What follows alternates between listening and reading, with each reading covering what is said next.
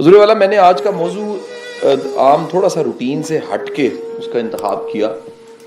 اس موضوع کو اگر میں یہ کہوں تو غلط نہیں ہوگا کہ یہ میرا مشاہدہ ہے، اور آپ میں سے کئی لوگ ایسے ہوں گے جن کا یہی مشاہدہ ہوگا. لہٰذا میری باتوں کو اور میری گفتگو کو قوانین نہ سمجھیے گا. ہماری زندگی میں ایک عمل بہت تیزی کے ساتھ بڑھ گیا. ہم چیزوں کو کوماز میں دیکھنے لگتے ہیں. ہم ہر بات کو کوٹیشن سمجھتے ہیں، اور بالخصوص وہ تمام لوگ جو اپنی بات کو دنیا کی بہترین بات اور کوٹیشنز اور کوماز کے ساتھ سمجھتے ہیں. نفسیات ان کے بارے میں کہتی ہے کہ وہ انتہا کی خطرناک بیماری جس کو ایگو کہتے ہیں اس کے شکار ہوتے ہیں. لہٰذا ان کا ہمیشہ سے المیہ یہی رہتا ہے کہ وہ اپنی دستیاب عقل سے کبھی کو رستہ نہیں پا سکتے. حضور والا دنیا میں سب سے زیادہ جو ایکسپیریمنٹ ہیں انسان کو سمجھنے کے لیے کیے گئے ہیں، وہ سب سے زیادہ کیے جانے والے تجربوں میں دو ایسی مخلوقیں ہیں جن کی شامت آتی ہے. بایولوجی سمجھنی تھی، یہ سائیکالوجی سمجھنی تھی. میں یہ کہتا ہوں کہ ہمیں ان دو مخلوقات کا بھی شکریہ ادا کرنا چاہیے کہ وہ دونوں کی دونوں مخلوقات ہمیں بہتر بنانے میں تجربے ان پہ ہوتے رہے، نتائج کشید ہوتے رہے، نتائج سامنے آتے رہے، اور انسان کو ان کے ذریعے سمجھا گیا. اینتھروپولوجی، سائیکالوجی اور میڈیکل سائنس اس کی تو کچھ وجوہات بتاتی ہے، لیکن میں آج ان دو مخلوقات کا تذکرہ کر کے آگے بڑھ جاؤں گا. اس میں پہلی مخلوق تو چوہا ہے جسے ریٹ کہتے ہیں، اور دوسری مخلوق بندر ہے. اب ہوا یہ کہ دنیا کے بے شمار ایسے تجربے ہیں جس سے ان دو مخلوقات کی عادات، اطوار، طور طریقوں کو پرکھنے کے بعد یہ سمجھنے کی کوشش کی گئی کہ اگر قریب کہیں 0.1% کی بھی سملیرٹی انسانی دماغ کی ان مخلوقات کے ساتھ ہے تو اس 0.1 سے ہم فورکاسٹ کر سکتے ہیں کہ انسان کیا ہو سکتا ہے.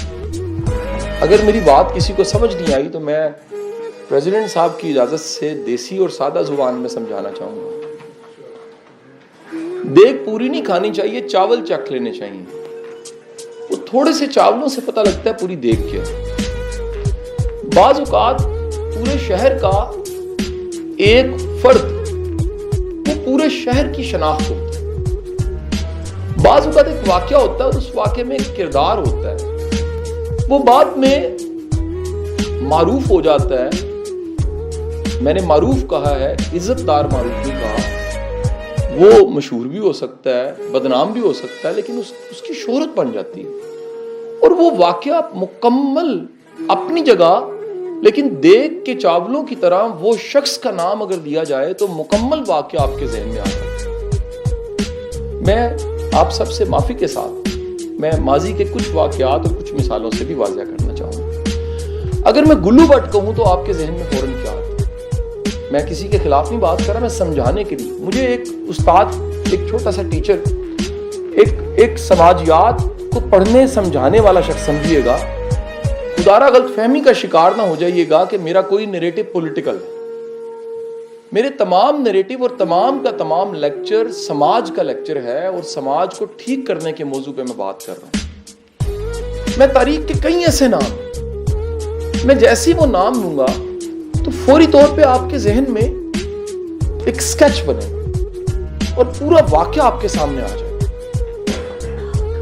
میں رنجیت سنگھ کہوں تو آپ کے ذہن میں کوئی تصویر بنتی ہے. میں اورنگزیب بادشاہ کہوں تو فوراً کچھ بنتا ہے. میں کسی سنگر کا نام لوں اور میں فقط اشارہ دوں کہ اس کے گانے سے چراغ جل جاتے تھے تو تان سین فوراً ذہن میں آتا ہے. میں واپس موضوع پہ آؤں تو یہی کام انہوں نے کیا کہ دو مخلوقات لینے کے بعد ان پہ تجربہ کر کے اس تجربے سے نکلنے والے نتیجے کے اندر سے دیکھنے کی کوشش کی گئی کہ اس نتیجہ جس سے 0.1% کا جواب آیا ہے، اس سے شاید پریڈکٹ کیا جا سکے کہ اگر 100 گنا کو بہتر اس سے ہے مخلوق، اور تو میرا ایمان ہے 100 گنا نہیں ہے، ہم ان مخلوقات سے کھربا گنا بہتر ہیں، تو شاید وہ 0.00 لگانا پڑے، لیکن دیکھ کے چاول چکھے جائیں کہ جو نفسیات ہوتی ہے کسی بھی زندہ مخلوق کی وہ کیا ہوتی ہے۔ تو قریب قریب دو مخلوقیں ملی، وہ کون سی تھیں؟ ایک ریٹ تھا، دوسرا، آپ اگر زیادہ مطالعے کا شوق رکھتے ہیں تو اس پہ ریسرچ بھی کیجئے گا کہ ان دو کا انتخاب کیوں کیا گیا۔ میں واپس آتا ہوں، انہوں نے عجب ایک معاملہ دیکھا کہ ان کے لالچ کو دیکھا گیا، اور یہ لالچ کو جب سٹڈی کیا گیا تو بڑا سملر ملا ریٹس کا لالچ انسان کے ساتھ۔ انہوں نے ایک عجب داستان دیکھی کہ بندر جو ہے اس کی اٹکیلیاں اور اس کی جمپنگ، اس میں کوئی کاز نہیں ہے، یہ اس کی ایسی جبلت ہے کہ وہ چین سے نہیں بیٹھ سکتا۔ یعنی قطعی ایسا نہیں ہے کہ ایک بندر جو صبح آپ اس درخت پہ دیکھ رہے ہیں اور اٹکیلی سے اس پہ پھر اس پہ پھر اس پہ پھر اس پہ، اس سے پوچھا جائے کہ تو چیمبر کا ممبر ہے، کہے گا جی نہیں۔ اس سے پوچھیں کہ فیکٹری لگائی ہے، کہتے جی نہیں۔ کہتے چلے یار گھر بیٹھ کے آپ شیئر خرید کے کوئی کاروبار کرتے ہو، کہتا نہیں۔ کہتے یہ کر کیا رہے ہو؟ کہتے جی یہ مجھے بھی نہیں پتا میں کیا کر رہا ہوں، بلکہ آسان زبان میں تسی میری آڑیاں ویکھو تو تسی میری جاڑیاں ویکھو۔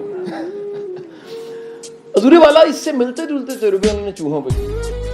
آپ ایک ورڈ سے متعارف ہو چکے ہیں، اور انگلش میں تھوڑا سا میٹرک لیول کی بھی انگلش جاننے والا اس ایک چھوٹے سے جملے کو کہیں نہ کہیں استعمال کرتا ہے، اس کو ریٹ ریس کہتے ہیں۔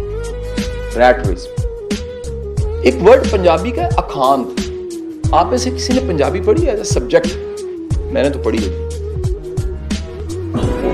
امتحان دینے کے لیے ہم نے ایک امتحان دینا تھا تو اس میں پنجابی رکھ۔ اب وہ پنجابی میں اخان ہوتی ہے، اخان اس محاورے کو کہتے ہیں جس کے اندر کوئی بڑی ہی گہرائی ہے۔ مثلا ایک اخان میں سناؤں گا پھر ریٹ ریٹ سمجھاؤں گا۔ اخان ہے وٹے سٹے دی کڑمائی، گنجی گئی تے کانی آئی۔ ابھی جس کو سمجھ آ گئی وہ انجوائے کر سکتا ہے۔ ایسا ممکن ہے کسی کو شدید مجھ پہ غصہ آئے کہ شاید یہ تو گالی نکال دی، حالانکہ میں نے آپ کو اخان سنائی ہے۔ انگلش کی اخان جو ہے وہ یہ ہے ریٹ ریس، اور اخان کے بارے میں کہا جاتا ہے کہ اس کی تخلیق کے لیے 200 سال لگتے ہیں۔ کتنا سر؟ ایک اخان، ایک وزڈم فل جملہ بننے کے لیے، کیونکہ میں نے گھر میں سبزیاں لگا لی ہیں تو اب مجھے یہ پتا لگنے لگ پڑا ہے کہ 92 ڈیز میں، 85 سے 92 ڈیز میں گھر کی کیاری میں شملہ مرچ ریڈی ہو جاتی ہے۔ تسی پینڈو ہو کہ صحیح 85 تو 92 دن۔ اخان بننے کے لیے 200 سال چاہیے۔ میں ایک اور اخان سناتا ہوں، اس سے اور زیادہ مزہ آئے گا، پھر ریٹ ریس پہ واپس آؤں۔ ایک کلا تے 2 یاراں، یہ بننے کے لیے 200 سال لگ گئے ہوں گے۔ اتنے اکیلوں نے مار کھائی ہوگی کہ اس کے بعد سمجھ آئی ہوگی کہ اکیلے سے بہتر ہے 2 ہو جائیں، بڑی بچت ہو جاتی ہے۔ اب ریٹ ریس کا مطلب یہ ہے، یہ ایک طنز ہے کہ یار یہ دیکھیں ریٹ ریس کا شکار ہے۔ اور دکھ کے ساتھ کہہ رہا ہوں کہ جتنی بزنس کمیونٹی میں آپ کو ایسا کریکٹر ملے گا، without indicating the names, I am discussing the behaviors and characters and moods and the persona and the work style، آپ کو ریٹ ریس کامن ملے گی۔ ریٹ اگر کبھی آپ دیکھیں کسی کمرے میں، اللہ نہ کرے یہاں آ جائے، وہ یوں جائے گا، پھر وہ یوں جائے گا، پھر وہ یوں جائے گا۔ آپ اس سے پوچھیں گے بھائی جان باپ ڈاؤس جانا ہے، پھر وہ یوں جائے گا۔ آپ اس کو سٹک مارے، وہ پھر یوں جائے گا۔ سر وہ تھرو آؤٹ بھاگے گا، اس کی منزل کوئی نہیں ہوگی۔ ریٹ ریس کا مطلب یہ ہے کہ آپ بھاگتے ہیں لیکن منزل نہیں ہے۔ میں انگلش کی اخان جو سب پیش کرتا ہوں، بیزی لائک اے بی۔ سب سے مصروف مخلوق اگر کوئی ہے نا جو آنکھوں سے دیکھی جا سکتی ہے، اس کا نام ہے مکھی۔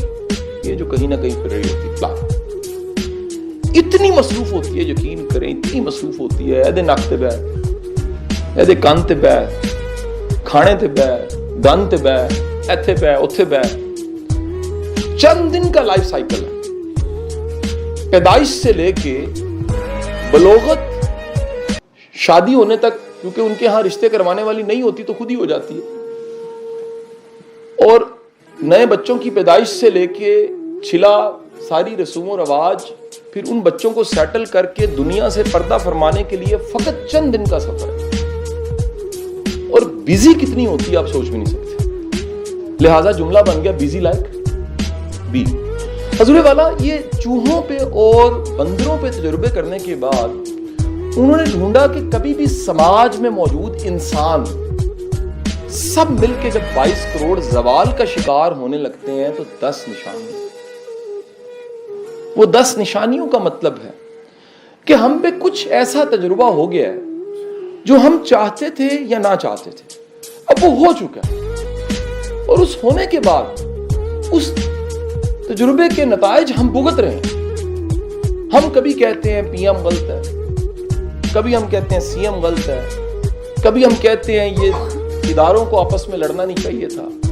آپ کو ایک بڑے آج راز کی بات بتا رہا ہوں، اور اس میں سے بالخصوص بڑے ادب کے ساتھ جو تھوڑے سے حساس جینیس ہے میری بات کو سیکنڈ کریں گے. آپ جانتے ہیں انسان کو اپنے پرابلم کا جب کوئی بھی حل نظر نہ آئے تو وہ کیا کرتا ہے؟ کیونکہ دو دنیا ہیں، ایک ہے آنکھ سے دیکھی دنیا جس کو کیا کہتے ہیں ٹینجیبل ورلڈ، اور ایک دنیا ہے جو آنکھ میں سے دکھتی نہیں ہے، اسے انٹینجیبل کہتے ہیں. وہ بیچارہ اتنا مجبور ہو جاتا ہے جس کا مسئلہ نہیں حل ہوتا کہ وہ اپنا سارا الزام انٹینجیبل پہ ڈال دیتا ہے. لائک ایک صاحب میرے پاس آ کے کہنے لگے کہ ہر معالج کو چیک کروا لیا، علاج نہیں ہو رہا تھا. والد صاحب کی عمر کتنی ہے؟ 64. کہتے ہیں پچھلے دنوں تک تو انہوں نے جاگنگ بھی کی ہے، ایکسرسائز بھی کی، لیکن ہر طرح کی کوشش کے بعد ہر طرح کے ٹیسٹ اور ایون جان ہاپکن ہم نے ای میل کر دی ہے، ہمیں سمجھ نہیں آ رہا. لہٰذا کیا ہے؟ پڑھا لکھا بندہ کہہ رہا ہے روحانی معاملہ ہوگا، میں انکاری نہیں ہوں، لیکن انسان کی بے بسی یہ ہے کہ جب اسے آنکھ سے کچھ نہیں دکھتا تو وہ اس پہ ڈالتا ہے جو آنکھ سے نہیں دکھتا، اور آنکھ سے جو نہیں دکھتا اس میں شاید جن پری فرشتے غیب سے زیادہ ایک ایسی چیز ہے جو آنکھ سے نہیں دکھتی، اس کو اپنی انکمپیٹنسی کہتے ہیں. یہ ایسی عجب چیز ہے، آپ کو جتنی برائیاں اپنے ہمسائے کی پتہ ہے، اپنی نہیں پتہ. یہ ایک پینل آ گیا ہے اس وقت، میرا بڑا بھائی پریزیڈنٹ بن گیا ہے، جو نہیں آ سکے